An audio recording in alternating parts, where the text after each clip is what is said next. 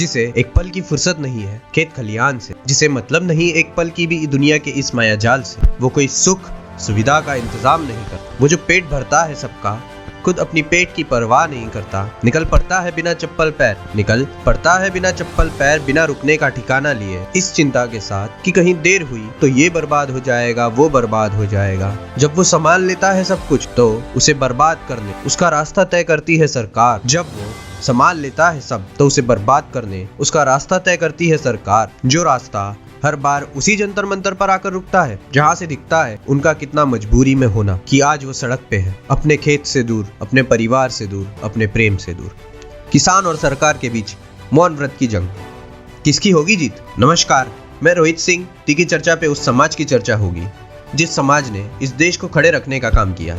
जी हाँ, हमारे देश के वो स्तंभ किसान, जो अब उस कड़ाके की ठंड में इंतजार कर रहे हैं, इंतजार उस बात का कि सरकार के लाए हुए 3 फार्म लॉस को हटाया जा सके। किसानों का यूं ठंड से जंग लड़ने की शुरुआत तब हुई जब 27 सितंबर 2020 को रामनाथ कोविंद, हमारे राष्ट्रपति, ने 3 कृषि विधेयकों को अपनी मंजूरी, जो पहले भारतीय संसद द्वारा पारित किए गए थे। ये फार्म अधिनियम इस प्रकार है। पहला, farmer produce trade and commerce promotion and facilitation act 2020। ये विधेयक, या इंग्लिश में कहें तो बिल, किसानों को इंट्रा एंड इंटरस्टेट मतलब राज्य के अंदर या बाहर कहीं भी अपनी उपज को बेचने की आजादी देता है। दूसरे बिंदु पे बात करने से पहले ये जान लेते हैं, पहले किसान अपनी उपज की बिक्री कैसे करते थे। किसान अपनी फार्म प्रोड्यूस या उपज नोटिफाइड मार्केट्स और मंडीज में बेचते थे, जो कि एपीएमसी के द्वारा चलाया जाता है, जो भारत में करीब 7000 एपीएमसी के नाम से जानी जाती है। हर एक एपीएमसी के पास अपना लाइसेंस मिडिलमैन या बिचौलिया था। हर एक एपीएमसी के पास अपना लाइसेंस मिडिलमैन या बिचौलिया है, जो किसान से उनकी उपज खरीदता था, जिसका मार्केट मूल्य बोलिया ऑक्शन से तय किया जाता था। फिर उस उपज को बड़े बायर्स या ट्रेडर्स को बेचते थे।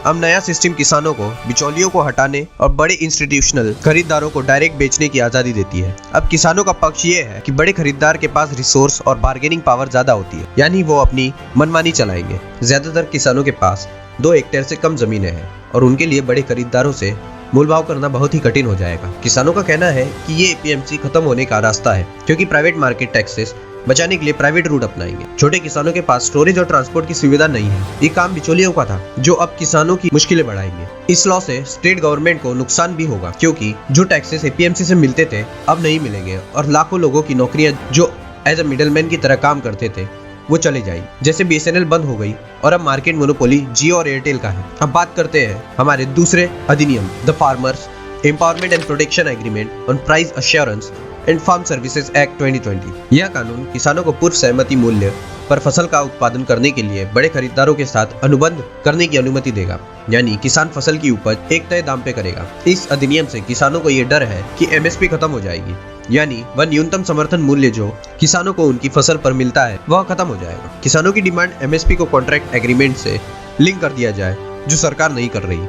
तीसरा अधिनियम, द इसेंशियल कमोडिटीज एक्ट 2020। ये अधिनियम इकोनॉमिक एजेंट्स और बड़े खरीदारों को बिना किसी दर के फूड आर्टिकल्स जैसे गेहूं, चावल आदि को स्टॉक यानी इकट्ठा करने की छूट दे रहा है। किसानों का पक्ष ये है कि प्राइवेट मार्केट्स में बड़े प्लेयर्स अब फूड स्टॉकिंग से मार्केट में किसानों के उपज के मूल्य को अपनी मनमानी से हेरफेर करेंगे। किसान अपनी बातों पे अड़े हैं और उनका सरकार के इस बिल के खिलाफ लड़ना जायज भी है। सरकार और प्रदर्शनकारी किसानों के बीच शनिवार को 5वें दौर की बातचीत भी बेनतीजा रही, जहां किसान नेता नए कृषि कानूनों को वापस लिए जाने की मांग पर अड़े रहे और इस मुद्दे पर सरकार से हाँ या नहीं से में जवाब की मांग करते हुए मौन व्रत पर चले गए। मंगलवार को किसान नेताओं ने सुबह 11 बजे से दोपहर 3 बजे तक भारत बंद देशव्यापी हड़ताल लागू किया था। साथ ही साथ धनबाद से कुछ तस्वीरें सामने आई है। भारत बंद के समर्थन में सड़क पर उतरे कांग्रेसी नेता और कांग्रेस उपाध्यक्ष राशिद रजा अंसारी के नेतृत्व में सैकड़ों समर्थकों ने टायर आदि जलाकर किया गया प्रदर्शन।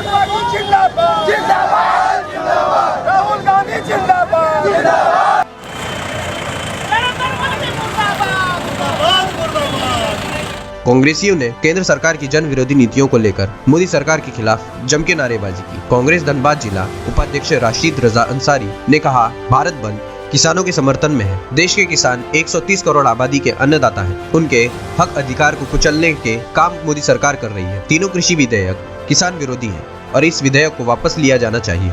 आपको क्या लगता है, किसान और सरकार में कौन पहले अपना मौन व्रत तोड़ेगा? कमेंट बॉक्स में अपना ओपिनियन दे और अगर आपको ये वीडियो पसंद आई हो तो लाइक, शेयर और सब्सक्राइब जरूर करें हमारे चैनल टीकी चर्चा को।